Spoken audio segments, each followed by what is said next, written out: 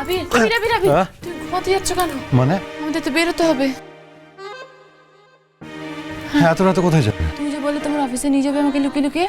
আরে আমার ঝাঁসি রানী বউ তোমাকে এক্ষুনি অ্যাকশন নামতে কি বলেছে? মানে তোমার কি মনে হয় আমাদের অফিসে ঢোকে এতটাই সোজা যে যখন ইচ্ছে ঢুকে যেতে পারে? বেকম, কালকে আমাকে অফিসে যেতে দাও, আমাকে বুঝতে দাও কোথায় ক্যামেরা আছে, কোথায় গার্ড আছে, সব কিছু এড়িয়ে তোমাকে কিভাবে অফিসে এন্ট্রি দিতে পারি। এই কয়েকটা ঘন্টা কি করে বুঝবে? এত সোজা নয়। দেখো আবির, কেসটা আমি যত তাড়াতাড়ি সলভ করতে পারবো আমার মাথা থেকে চিন্তাটা তত তাড়াতাড়ি নামবে। আবার এমনি আমার ভীষণ ভয় করছে, আবার যদি বাড়ি কেউ জানতে পারে। না না না না না, আর দাঁড়িয়ে থাকলে চলবে না, আমাদের যেতে হবে। শোনো, তুমি রাস্তায় যেতে যেতে ফিগার আউট করো আমাদের। দেখো, এক্ষুনি বেরোনোটা বুদ্ধিমানের কাজ হবে না। না আবির, এখনই যেতে হবে, বুঝতে পারছি।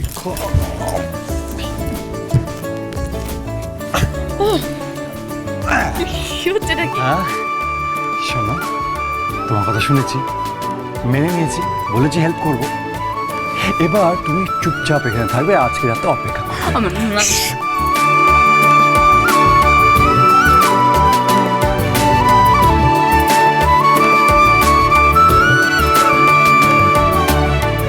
তুমি বরং আমার পেমেন্টটা নিয়ে ভাবো। কাজ না করলে পেমেন্ট হবে না। অ্যাডভান্স পেমেন্ট ছাড়া তো আমি কাজ করি না। আর আমার বিশেষ কোনো দাবিও নেই, আমার খুব অল্প দাবি। ও আচ্ছা, কি হচ্ছে তোমার গালে? মশা কামড়ে চাই মেরে দেবো? এই বাবা বাবা, থ্যাংক ইউ সো মাচ। লাগবে না, আমার কিছু লাগবে না। তো শিবু কোথাকার।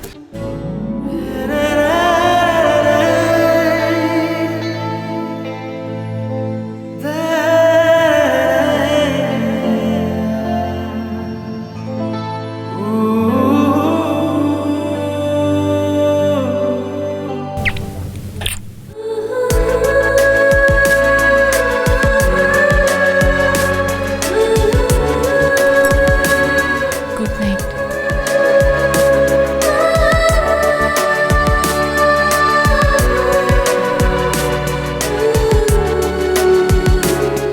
Good night. আমার নাইটটা যে গুড হয়ে গেল, আর আমার ঘুম আসবে না।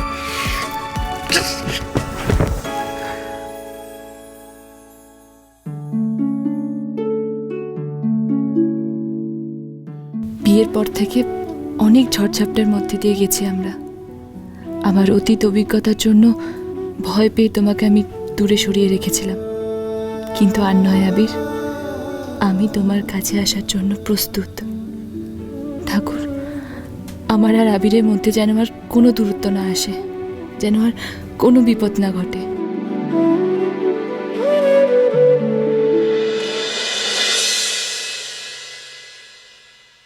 আজ ঘুম থেকে উঠতে দেরি হয়ে গেল। বর্দিভাই নিশ্চয়ই কাজকর্ম সব শুরু করে দিয়েছে।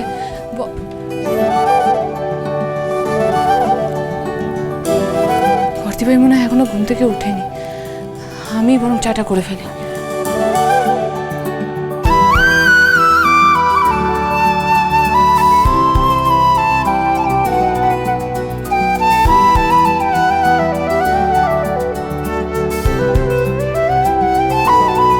দুধের প্যাকেটগুলো আনা হয়নি? লাবু মামা তো প্রতিদিন মর্নিং ওয়াকে যাওয়ার সময় দুধের প্যাকেটগুলো রেখে দেয়। আজকে কি হলো?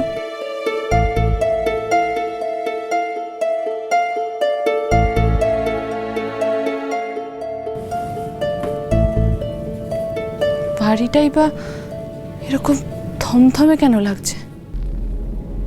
কোনো সাড়া নেই, শব্দ নেই।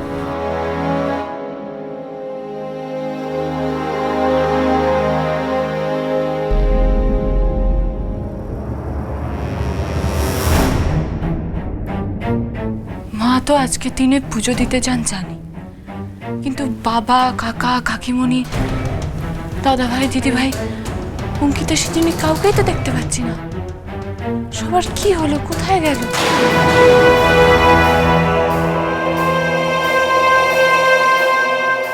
আবিরকে ডেকে তুলতে হবে।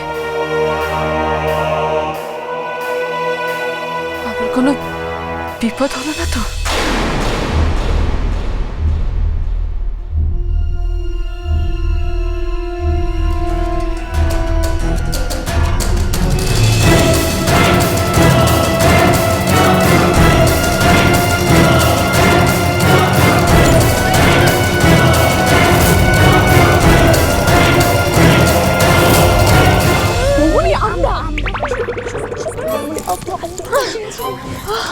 কি হয়েছে? তোমরা তোমরা বাড়ির মধ্যে এরকম চোরের মতো কেন ঘুরে বেড়াচ্ছ? বাড়ির সবাই কোথায়? বলছি আমরা একটা সিক্রেট মিশনে যাচ্ছি। আর কোনো শব্দ নেই, চুপ করে কোথায়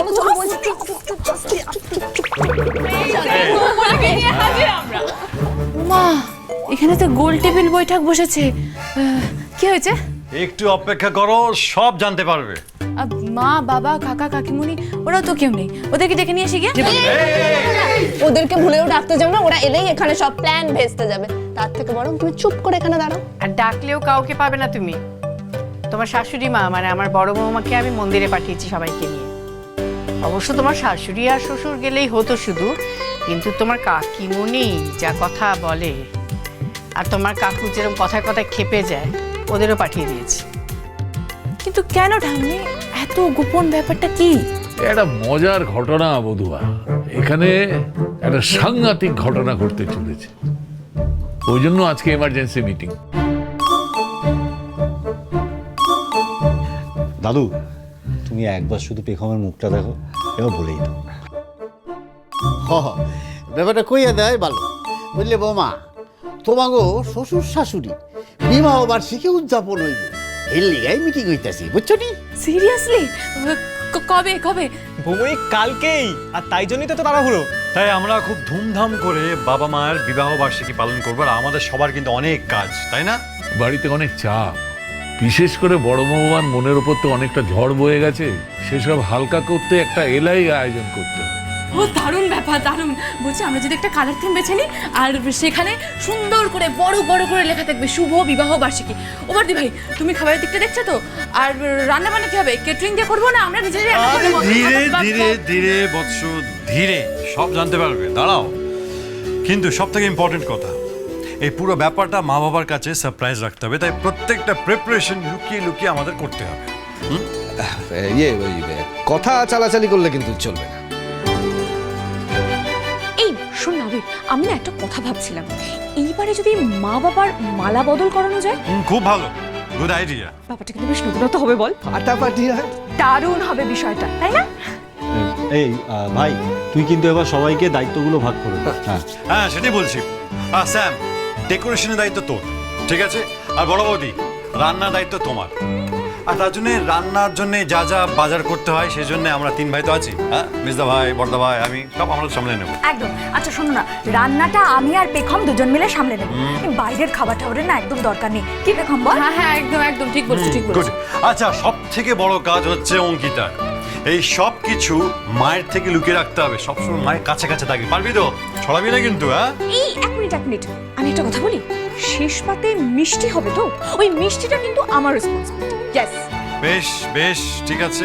ও পেখম, তুই না সেদিন পায়েস বানাবি? হ্যাঁ, আগের দিন পায়েসটা খুব ভালো বানিয়েছি। সেদিন তো তুমি হেল্প করেছিলে বলে অত ভালো হয়েছে। আর আবি, আমি কি করব? আমাকেও দায়িত্ব দাও। আমি বলছি হ্যাঁ, তোমাকে তো সব থেকে বড় দায়িত্বটা পালন করতে হবে। কি বলো? বলছি এই যে পুরো ব্যাপারটা হচ্ছে না, এই পুরো ব্যাপারটা থেকে তোমাকে একদম গুনে গুনে গুনে গুনে কিন্তু 100 হাত দূরে থাকতে হবে।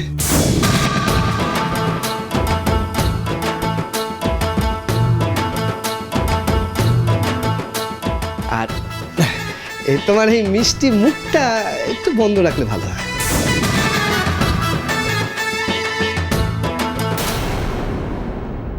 খুব হাসছো না?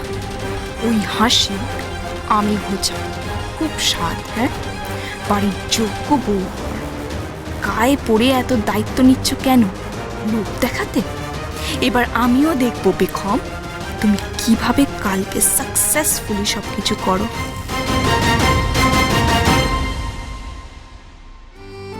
গলদা চিংড়ি সঙ্গে ডিম সমেত পাবদা। জামাইবাবু, আরে কইতেছিলাম কি, এইটা যা কইতেছেন এটা তো হইব, কিন্তু ইলিশটা না হইলে ব্যাপারটা ঠিক সম্ভব না। আচ্ছা তোদের কি ব্যাপার বলতো? এই ইলিশ, গলদা চিংড়ি, ডিম সমেত পাবদা, এগুলো ছাড়া আর কোনো খাবার নেই? প্রথম পাতে যে একটু শুক্তো, ডাল, ভাজা, এগুলো কি তোমাদের মনে পড়ে না নাকি? আচ্ছা লেখ তো, লেখ। ভাত, ঘি, ডাল, একটু শুক্তো আর ছ্যাঁচড়া।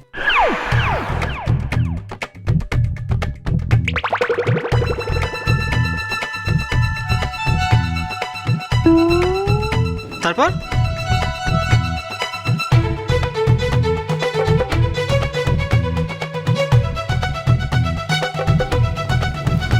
কি ব্যাপার মা, আপনারা কি এমন গোপন কথা বলছিলেন যে আমাদের দেখে চমকে গেলেন?